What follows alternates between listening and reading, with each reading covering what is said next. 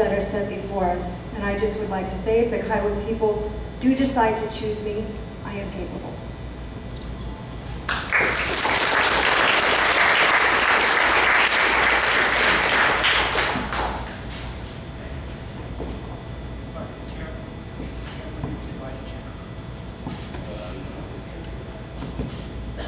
Could you please restate your question again, Dr. Brett? Sure. It says, we ask, why do you believe you are the best candidate? Microphone? Why do you believe you are the best candidate, and what will be your major focus areas for the tribe if you are elected?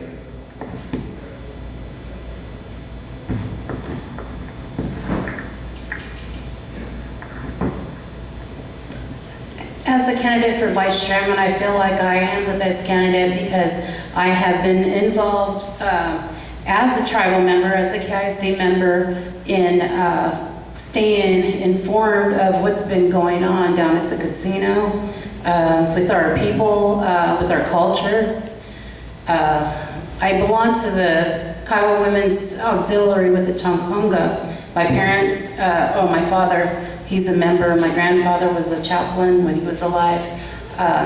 And our grounds up there in Indian City are just horrible. You know, we've lost Ohama Lodge to go participate at a different location.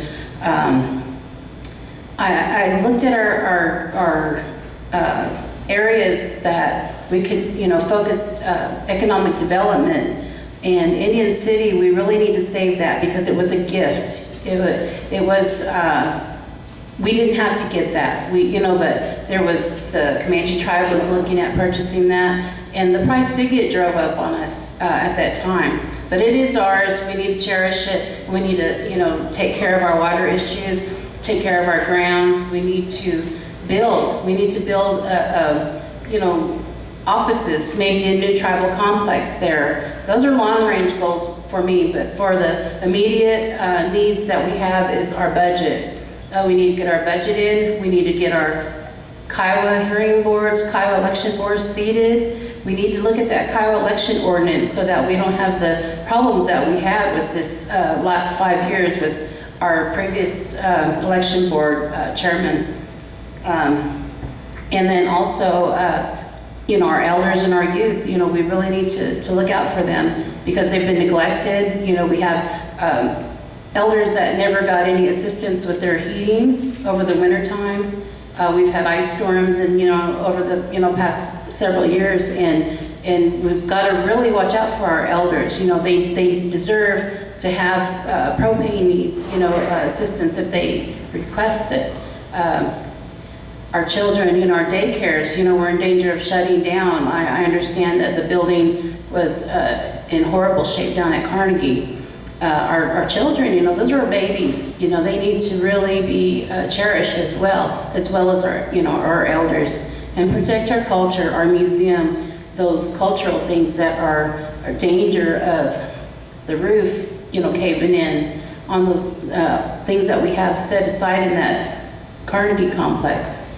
But the morale at the complex is another thing that we really need to fix. That people that go there, they don't need to be frisked down. They don't need to be logged in. They don't need to be escorted from office to office. They need to be welcomed. They can go in and go get their services they need and go walk through that complex. That belongs to them. It's not to be locked down. So there's a lot of different things that need to be done immediately, but those are some of the things that I'm interested in fixing. Thank you. These are candidates for vice chair.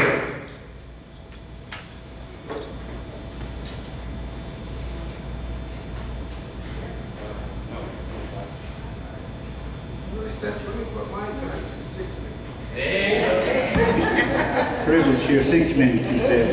Okay, Go. all right.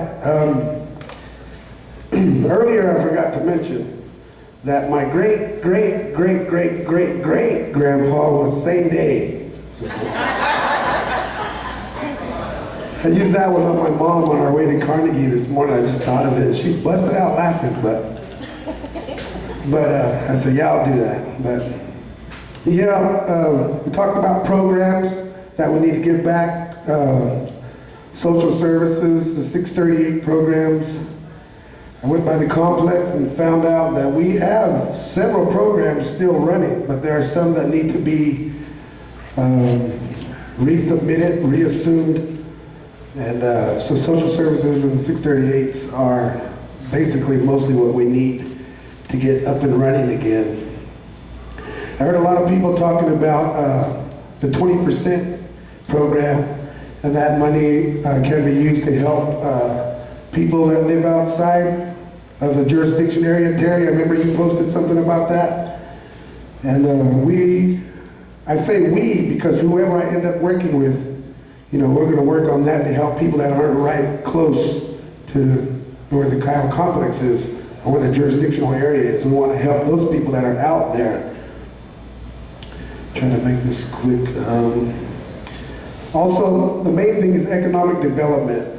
We need to start with the easiest things right now. Of course, we have the casinos, but we also need to look back into the smoke shops. Also, I feel that we can do business with foreign companies. They could come to the KCA lands, put up factories. We could create many jobs through that, working with them, because, you know, as a sovereign nation, our land, we can do that. So I believe that we need to do things outside the box, new ways, new ventures to create revenue for our tribe, so that way we can help our kids, grandkids, and our elders. Let's see, the Constitution, I got some booklets for everybody. I hope everybody got one. Whoever gets elected is going to have to be trained in that. You know, you can't just read it and think you know what it is. We have some people that are able to have classes for the Constitution. That way everybody is well versed in it and knows exactly what it's about. And as soon as we get the new committee in, I think we need to work on revising the Constitution, the current one. Because in order for us to survive in this day and age, in this modern era, we're going to have to move along with the times. You know, we have to progress. We have to move along with technology. We have to move along as a people and be respectful to each other, whether we like it or not. You know, whoever wins, we need to support each other. It's all about support and positive thinking. Ahu.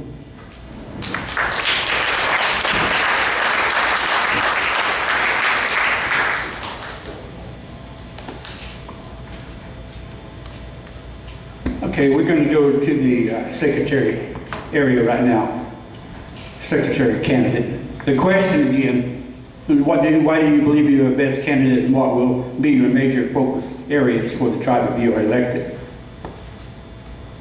I believe I'm the best candidate for the secretary position because I will stand up for all the Kiowa people.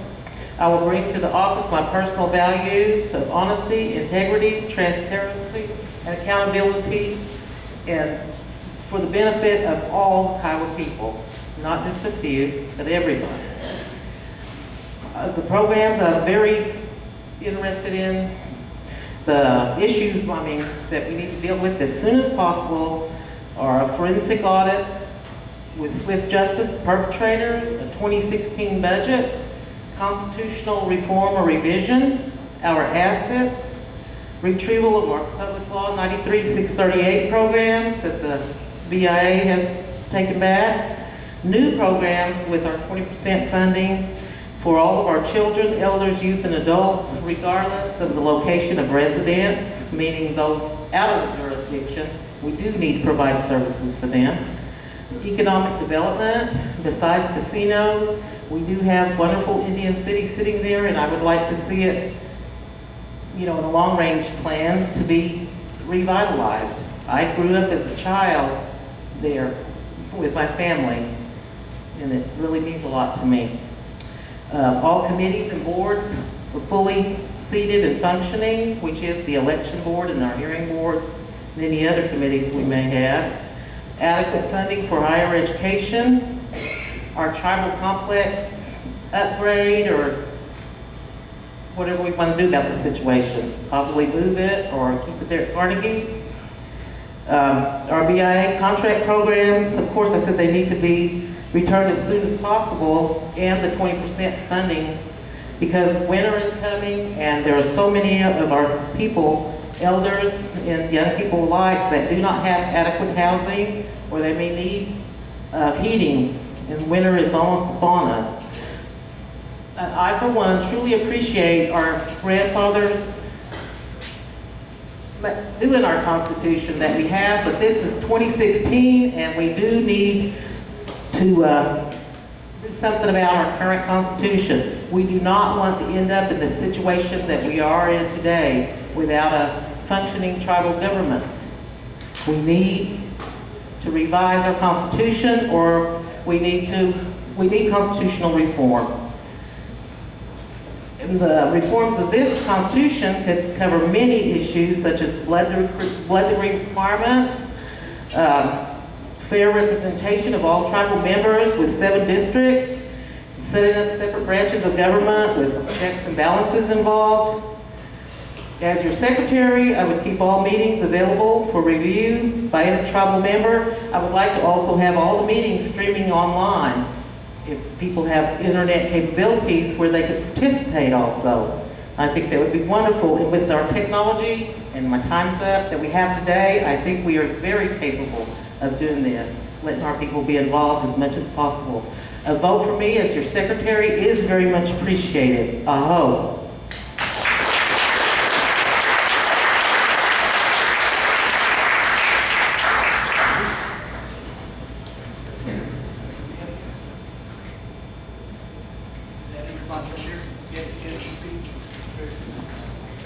The next area is for treasurer, candidates for the treasurer position. I think we have 2, right?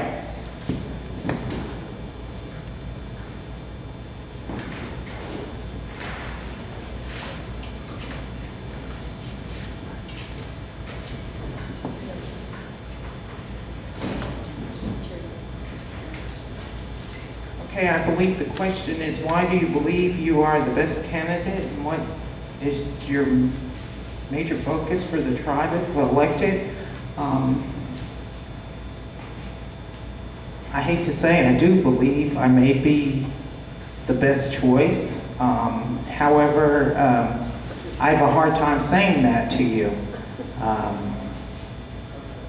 I'm very much like my Uncle Gus Isegi, who was not a boastful man, and he always said we were alike. We know business. And so it's hard for me to say that I'm better than any candidate who's running in this position. But I do have, in my background, stability. I have stability in my work experience. I have stability in my goal setting, in my personal life. 35 years in the making for my bachelor's degree. I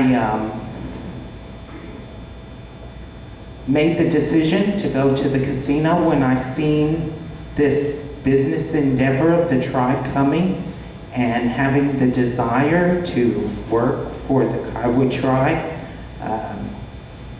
I saw an opening there.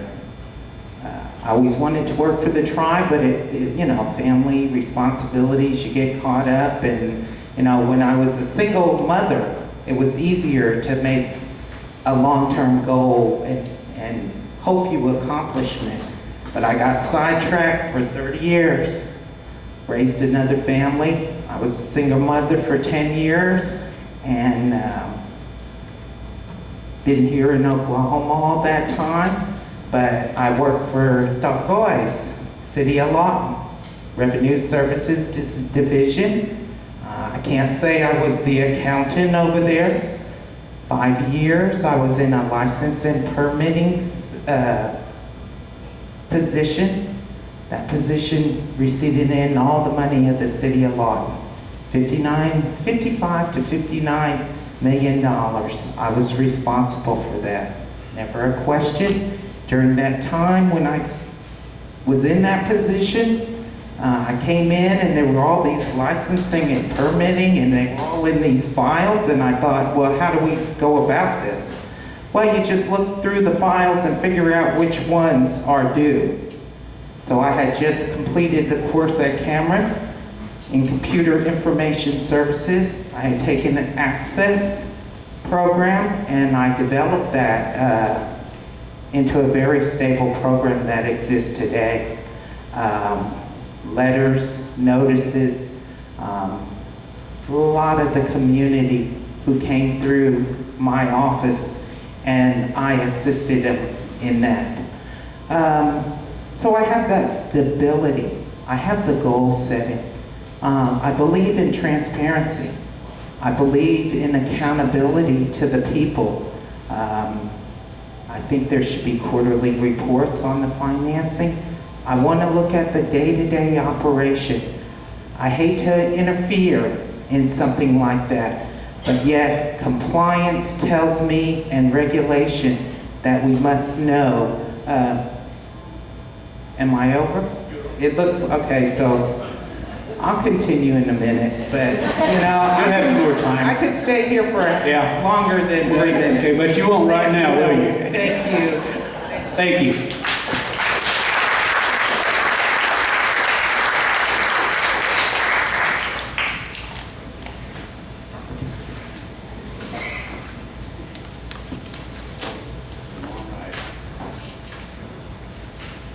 I believe, that's an odd way to say things. I believe I'm the best qualified because of education, because of experience, because of direct experience in the job. That 16 months taught me so much about the inner workings of our tribal government, about the different boards, the different people that we had to deal with.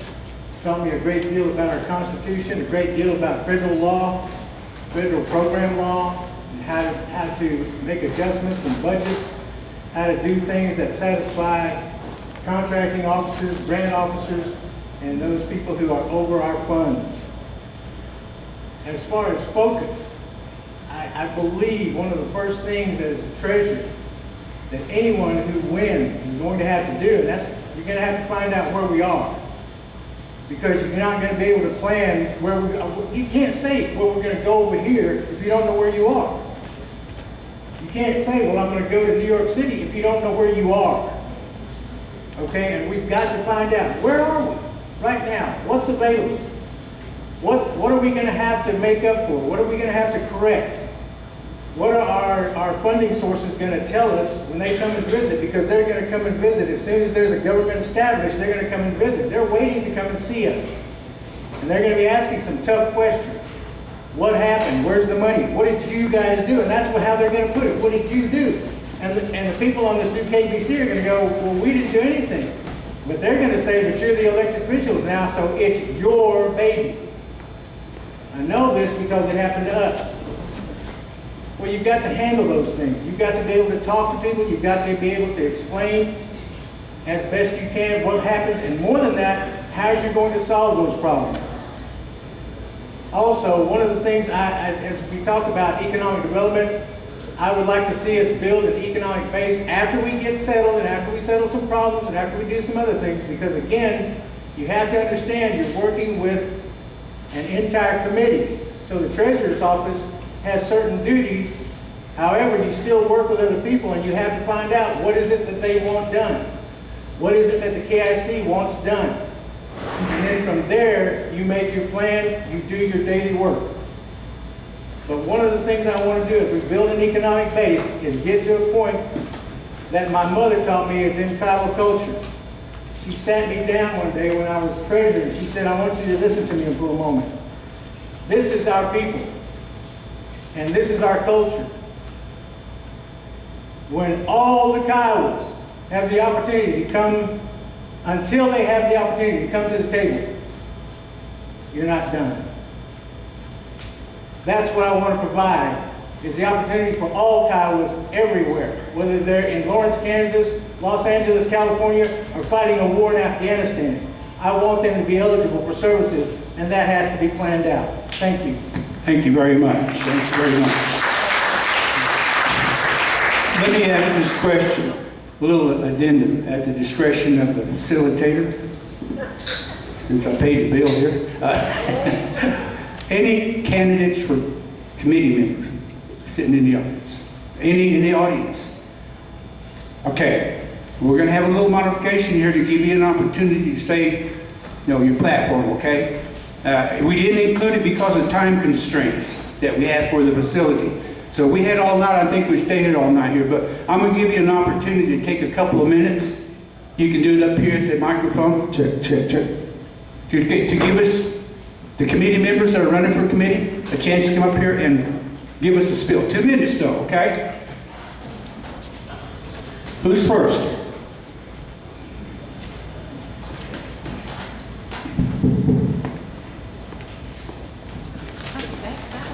Either one, David. If you like to preach, you use that one mic, and if you like to sing, you use this one. Good evening. My name is Deborah Schrock Wilson. My maiden name is Quitone. I am the grandfather of Jimmy Quitone, the youngest of 11, of William and Lottie Quitone. I live in Cache, America, so it took me 2 hours to get here. I'm sorry I'm late. Okay, what was that, 15 seconds? I want to tell you one thing, my experience. I served as Kiowa Business Secretary, and I served as the Commissioner for the Housing Program, KHA, and I have one signature authority. So I feel like I have plenty of experience. I'm knowledgeable of Public Law 638 programs. I was counselor for the higher ed program for 5 years. 2 years I was higher education director, and I have a bachelor's of arts degree in psychology and sociology, master of teaching, master of arts and teaching in elementary education. I know the Nebraska law and its regulations. Have a working knowledge of both that and Public Law 638 program. My focus is education. I'm a very practical, reasonable person. I believe that when we get in office, wonderful visions, but those visions may or may not be accomplished in 2 years. We're here, I'm going to make my best effort to vote for accountability for our programs, to vote for the employees to be qualified to review that, also to review our personnel policies, and I will be